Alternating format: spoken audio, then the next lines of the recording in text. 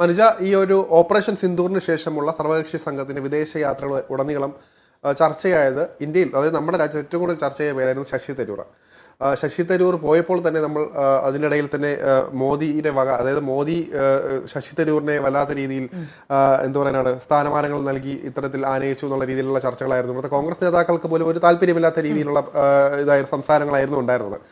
ഇപ്പോൾ വരുന്ന ഒരു ഇതനുസരിച്ച് വീണ്ടും ശശി തരൂരിന്റെ പേര് വരികയാണ്. അതായത് മോദിയെക്കുറിച്ച്, അതായത് ഈ ഓപ്പറേഷൻ സിന്ദൂറുമായിട്ട് ബന്ധപ്പെട്ട പ്രവർത്തനങ്ങൾ, അതിനുശേഷമുള്ള കാര്യങ്ങൾ, സർവകക്ഷി സംഘത്തിന്റെ ആ ഒരു ഇടപെടൽ, അതിനെക്കുറിച്ച് അദ്ദേഹം ഒരു ആർട്ടിക്കിൾ എഴുതിയായിരുന്നു ഒരു ഇംഗ്ലീഷ് ന്യൂസ് പേപ്പറിൽ. അതുമായിട്ട് ബന്ധപ്പെട്ട് പ്രവർത്തന രീതികൾ, അവിടെ അനുഭവങ്ങളെല്ലാം തന്നെ ദ ഹിന്ദുവിൽ അതിനകത്ത് ശശി തരൂർ പരാമർശിച്ചിരുന്നു.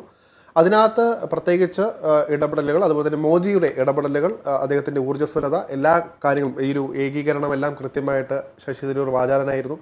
അപ്പോൾ തന്നെ ഇവിടുന്ന് സ്വാഭാവികമായിട്ട് ഉണ്ടാകുന്നത്, ഇവിടെ സാധാരണക്കാർക്കല്ല, കോൺഗ്രസ്സുകാരിൽ നിന്ന് തന്നെ പല സംശയങ്ങളുണ്ടായി. വീണ്ടും തരൂർ BJP-യിലേക്കാണ് മോദിയെ സ്തുതിച്ചത്. അതുകൊണ്ടാണ് സ്ഥിരം ഉള്ളതുപോലെ തന്നെ നമ്മളിത് കുറേ വർഷങ്ങളായിട്ട് കാണുന്നതാണ്. ഇപ്പോൾ പിണറായിയെക്കുറിച്ച് നല്ലത് പറഞ്ഞു കഴിഞ്ഞാൽ ശശി തരൂർ ഇടത്തോട്ട് പോകുന്നു, മോദിയെക്കുറിച്ച് പറഞ്ഞാൽ BJP-യിലേക്ക് പോകുന്നുള്ള രീതിയിൽ കുറച്ചു കാലം കൊണ്ട് കേൾക്കുന്നതാണ്. അപ്പോൾ അതുകൊണ്ട് തന്നെ ഈ ഒരു അദ്ദേഹം കൊടുത്ത ഈ വന്നത് പിന്നാലെ തന്നെ ഒരുപാട് പേര് പറയുന്നുണ്ടായിരുന്നു, ഈ ശശി തരൂർ BJP-യിലേക്ക് ഉറപ്പിച്ചു കഴിഞ്ഞു, മോദിയെ സ്തുതിച്ചത് അതുകൊണ്ടാണെന്നൊക്കെ പറയുന്നുണ്ട്. പക്ഷേ അതിനും വ്യക്തമായ ഉത്തരം ശശി തരൂർ കഴിഞ്ഞ ദിവസം തന്നെ നൽകിയിട്ടുണ്ടായിരുന്നു. അത് തികച്ചും മോദി എന്നുള്ള രീതിയിൽ ഇത് പ്രശംസിച്ചതല്ല, തങ്ങളുടെ പ്രവൃത്തി അതിനെയാണ് നമ്മൾ എപ്പോഴും പറയുന്നുള്ള ഒരു പ്രധാനമന്ത്രിയോ അല്ലെങ്കിൽ അങ്ങനെയല്ല പറയുന്നത്, രാജ്യത്തിനെയാണ് എപ്പോഴും താൻ കണ്ടിട്ടുള്ളത്. ഇപ്പോൾ രാജ്യത്തിന്റെ നന്മയ്ക്കായി ഇപ്പോൾ എന്തൊക്കെ ചെയ്തിട്ടുണ്ടോ അവരെല്ലാം പുകഴ്ത്തുന്ന രീതിയാണ് ശശി തരൂർ പറയുന്നത്. അപ്പോൾ വീണ്ടും ശശി തരൂർ ഇത്തരത്തിൽ ശ്രദ്ധ നേടിക്കൊണ്ടിരിക്കുകയാണ് ഈ മണിക്കൂറുകളിൽ. നോക്കൂ, ശശി തരൂർ പറഞ്ഞൊരു പ്രധാനപ്പെട്ട വാചകമുണ്ട്. അത് അദ്ദേഹം എല്ലാ ഘട്ടത്തിലും ആവർത്തിച്ചുകൊണ്ടേയിരുന്ന കാര്യമാണ്. അതായത്, ഞാൻ കോൺഗ്രസിൻ്റെ നയമോ BJP-യുടെ നയമോ അല്ല പറയുന്നത്, ഞാൻ ഇന്ത്യയുടെ നയമാണ് പറയുന്നത്. രാഷ്ട്രീയ പാർട്ടി ഉണ്ടാവണമെങ്കിൽ രാഷ്ട്രം വേണം. ഞാനൊരു ദേശീയ പൗരനാണ്.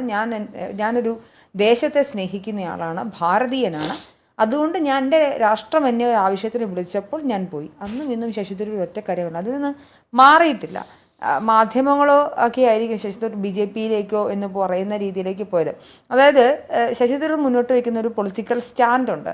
നല്ലത് ചെയ്താൽ നല്ലത് പറയുക, മോശമാണെങ്കിൽ അതിനെ എതിർക്കുക.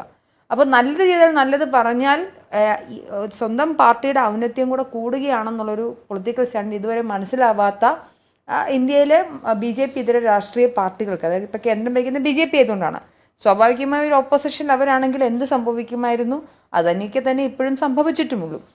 അപ്പോൾ രാഷ്ട്രത്തിനൊരു പ്രതിസന്ധി വരുന്ന ഘട്ടത്തിൽ ഭരിക്കുന്ന പാർട്ടിക്കൊപ്പം നിൽക്കുക എന്നതല്ല, ഭരിക്കുന്ന സർക്കാരിനൊപ്പം രാഷ്ട്ര സേവനത്തിനായി നിൽക്കുക എന്നൊരു സ്റ്റാൻഡാണ് ശശി തരൂർ എടുത്തത്. അത് തന്നെയാണ് ആവർത്തിക്കുന്നത്, അത് മാത്രമാണ് പറഞ്ഞത്. പക്ഷേ ശശി തരൂരിനെ ചേർത്ത് പിടിക്കേണ്ടതായിരുന്നു കോൺഗ്രസ്. നമ്മളെപ്പോഴും പറയുന്നത് പോലെ തന്നെ ശശി തരൂരിനെ എന്തിനാണ് ഇവർ മാറ്റി നിർത്തിയത്? ഈ കോൺഗ്രസ് നേതൃത്വം ശശി തരൂരിനെ മാറ്റി നിർത്തിയത് കൊണ്ടാണല്ലോ BJP-യിലേക്കാണോ? നോക്കൂ, ഇദ്ദേഹം അവിടെ പോയത് കൊണ്ടോ അല്ലെങ്കിൽ സർവകക്ഷി സംഘത്തിൽ മോദി പിക്ക് ചെയ്ത ആളായതുകൊണ്ടൊന്നുമല്ല. ശശി തരൂരിനോട് വ്യക്തിപരമായി ഇവർക്കൊരു താല്പര്യവും ഇല്ല എന്നുള്ളതാണ്. ശശി തരൂരിൻ്റെ ഒരു പ്രഭയുടെ മുന്നിൽ, ക്രെഡിബിലിറ്റിയുടെ മുന്നിൽ, അദ്ദേഹത്തിൻ്റെ എഫിഷ്യൻസിയുടെ മുന്നിൽ കോൺഗ്രസിൻ്റെ പടലപ്പിടക്കങ്ങളും ചേരിതിരിവുകളും അടിയും ബഹളവും ഒന്നും വിലപ്പോകുന്നില്ല. അതിനേക്കാൾ മുകളിലാണ് അദ്ദേഹത്തിന്റെ സ്ഥാനമെന്ന് അദ്ദേഹം തന്നെ, സിയാനയ്ക്കാനയുടെ വലിപ്പം തിരിച്ചറിഞ്ഞാൽ എങ്ങനെ ഇരിക്കും എന്ന സിമ്പിൾ ലോജിക്ക് അപ്ലൈ ചെയ്താൽ മതി. ഇത് കോൺഗ്രസിന്റെ പ്രശ്നമാണെന്നാണ് ഞാൻ മനസ്സിലാക്കുന്നത്. കോൺഗ്രസ് കുറച്ചുകൂടെ വിശാലമായിട്ട് ചിന്തിക്കേണ്ട സമയം അതിക്രമിച്ചു എന്ന് പലപ്പോഴും തോന്നിയിട്ടുണ്ട്. അതായത് താൻ ഇപ്പോൾ ഒരു കോൺഗ്രസ് നേതാവ് പറയേണ്ട വാക്കുകൾ മാത്രമേ പറയാൻ പാടുള്ളൂ എന്നുള്ള രീതിയിൽ അച്ചടിച്ചു വെച്ച പോലെ കുറച്ച് വാക്കുകൾ അവിടെയുണ്ട്. അവർ ചെയ്യേണ്ട കാര്യങ്ങൾ, അവർ കീഴ്വഴക്കങ്ങൾ എന്ന രീതിയിൽ അതും ഒരു അവർ എന്ത് പറയുക, ഒരു ഭരണഘടന പോലെ കോൺഗ്രസിൻ്റെതായ കാത്തു സൂക്ഷിക്കുന്ന കുറച്ച് വർഷങ്ങളാൽ കാത്തു സൂക്ഷിച്ചുകൊണ്ടിരിക്കുന്ന കുറച്ച് ചിട്ടവട്ടങ്ങളുണ്ട്.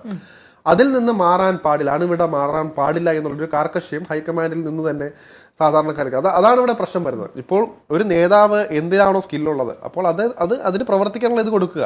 ശശി തരൂറാണ് ശരിയെന്ന് ഇവിടെ ലോകമെല്ലാം അംഗീകരിക്കുന്നതിന്റെ കാരണവും അതുകൊണ്ട് തന്നെയാണ്. ഇവിടെ പാർട്ടി എന്ന രീതിയേക്കാൾ ഉപരിയായിട്ട് ശശി തരൂർ എന്ന വ്യക്തിയാണ് ഒരുപാട് പേർ ഇപ്പോൾ ആരാധിക്കുന്നത്. നേരത്തെ പറഞ്ഞ പോലെ തന്നെ ശശി തരൂരിനെ ഇഷ്ടപ്പെടുന്ന CPM-കാരുണ്ട്, ഇവിടെ തന്നെ BJP-കാരുണ്ട്, കോൺഗ്രസ്സുകാരുണ്ട്. എല്ലാ വിഭാഗക്കാരും ശശി തരൂരിനെ ഇവിടെ എന്ത് പറയാനാണ് പിന്തുണയ്ക്കുന്നുണ്ട്. അവിടെ പാർട്ടിയുടെ ഒരു ലേബലല്ല ശശി തരൂരിലൂടെ പാർട്ടിയുടെ ഇപ്പം ഖ്യാതിയാണ് കേട്ടുകൊണ്ടിരിക്കുന്നത്. അത് പരമാവധി മനുഷ്യ പറയുക പോലെ തന്നെ പരമാവധി കോൺഗ്രസിന് യൂസ് ചെയ്യാൻ പറ്റിയില്ല.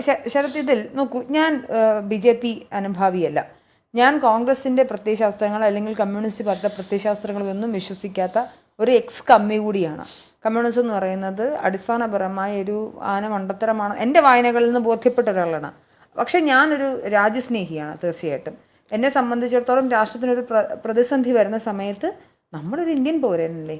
അപ്പോൾ ഇന്ത്യൻ പൗരയെ ഞാൻ എൻ്റെ രാഷ്ട്രത്തിനൊരു പ്രതിസന്ധി വരുമ്പോൾ അത് കോൺഗ്രസ് ആയിക്കോട്ടെ BJP ആയിക്കോട്ടെ ആരായാലും ഭരിക്കുന്നിടത്ത് ആ വിഷയത്തിലൊരു അവർക്കൊപ്പം നിൽക്കുക, അവരെടുക്കുന്ന സ്റ്റാൻഡ് ദേശവിരുദ്ധമല്ലെങ്കിൽ അതിനൊപ്പം നിൽക്കുക എന്നുള്ളതാണ്. ഇപ്പോൾ ഇത് നമുക്ക് മോദിയിലേക്ക് വന്നു കഴിഞ്ഞാൽ മോദി ഭരണത്തിന് എത്തിയ ശേഷം 2014 ശേഷം ഇന്ത്യക്കുണ്ടാവുന്ന ഒരു വളർച്ചയുണ്ട്. അത് ഏത് ഡേറ്റ വെച്ച് പരിശോധിച്ചാലും അവർക്ക് ഈ പറഞ്ഞ പോലെ പൊളിറ്റിക്കൽ സ്റ്റാൻഡ് അവരുടെ ഹിന്ദുത്വ പൊളിറ്റിക്സിനെ ഒന്നും അതിനെ സപ്പോർട്ട് ചെയ്യുന്ന ഒരാളുമല്ല ഞാൻ.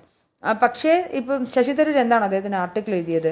അദ്ദേഹം പറഞ്ഞ കാര്യം നരേന്ദ്രമോദിയുടെ ഊർജ്ജവും ഉശിരും ഇടപെടാനുള്ള സന്നദ്ധതയും ഇന്ത്യക്ക് ലോകത്തിന് മുന്നിലൊരു സ്വത്താണ്, അല്ലെങ്കിൽ ആഗോള വേദിയിൽ ഇന്ത്യയുടെ സ്വത്താണെന്നാണ് പറഞ്ഞത്.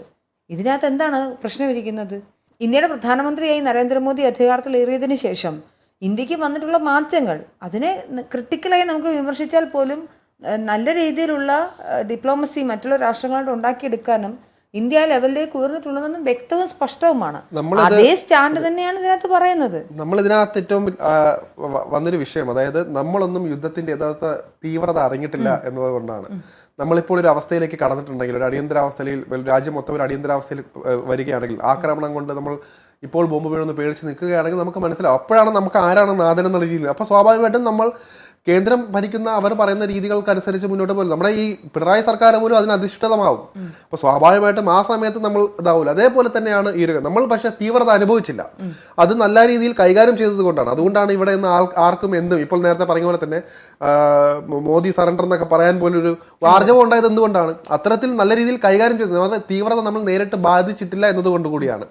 അപ്പോൾ അതുകൊണ്ട് തന്നെ യുദ്ധം നമ്മൾ നേരത്തെ പറഞ്ഞ പോലെ തന്നെ ഇതിനകത്ത് കൈകാര്യം ചെയ്ത രീതി നമ്മൾ പ്രശംസിച്ചേ മതിയാകും. നമ്മൾ നേരത്തെ പറയുന്നത് ഇത്രയും വലിയ അറ്റാക്ക്, പാകിസ്ഥാൻ ഒരു ആണവ രാജ്യം കൂടിയാണ്, അവർ നിസാരക്കാരല്ല, ചതിയിലൂടെ പ്രയോഗങ്ങൾ നടത്തുന്ന ആളുകൾ കൂടിയാണ്. അപ്പോൾ അതുകൊണ്ട് തന്നെ അതിനെയൊക്കെ കൈകാര്യം ചെയ്ത രീതി അവിടെ പ്രശംസിക്കേണ്ടത് പ്രശംസിച്ച് തന്നെ മതിയാവും. അതുപോലെ തന്നെ മറ്റു രാഷ്ട്രീയ വിഷയങ്ങൾ വരട്ടെ, നമ്മൾ വിമർശിക്കാറുണ്ട്, അങ്ങനത്തെ കാര്യങ്ങൾ നോക്കുക. ഇപ്പോൾ രാഷ്ട്രം നല്ല രീതിയിൽ ഹാൻഡിൽ ചെയ്തിട്ടുണ്ട്.